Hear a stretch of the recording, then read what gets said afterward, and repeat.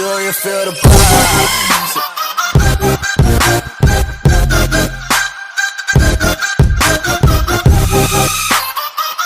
אז מה קורה אנשים וברוכים הבאים לעוד סרטון חדש של קלאש רויאל.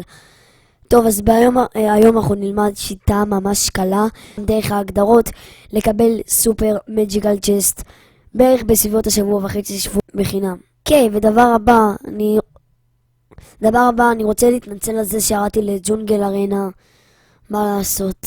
אבל לפני שנלמד מה השיטה הזאת, רק רציתי לעודד אתכם בסקר.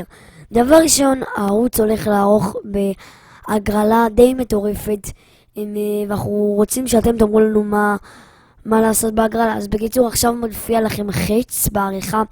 בקיצור, על איפה שאתם צריכים ללחוץ, יש לכם כזה עיגול על קו כזה, ואז יש לכם שאלות איזה הגרלה כדאי לעשות, יש לכם אופציות, ואני מבקש מכם לענות חברים איפה שהחץ, וגם איפה שהחץ יש שם סקר.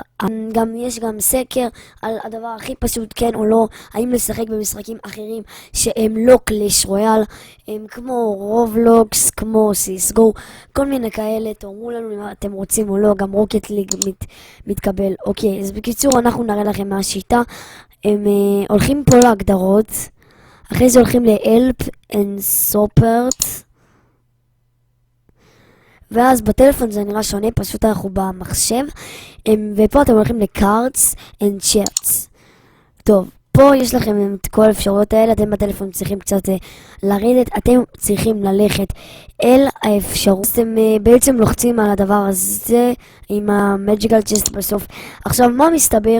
שזה לא מג'יקל צ'סט וזה סופר מג'יקל, כי אני כבר ניסיתי את זה אצל חברים שלי, הם סיפרו לי על זה.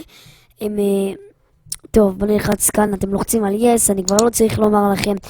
ובקיצור, אתם צריכים פשוט לעשות ככה, זה טוען לכם את המשחק מחדש, וזה בעצם יעשה לכם את זה חברים.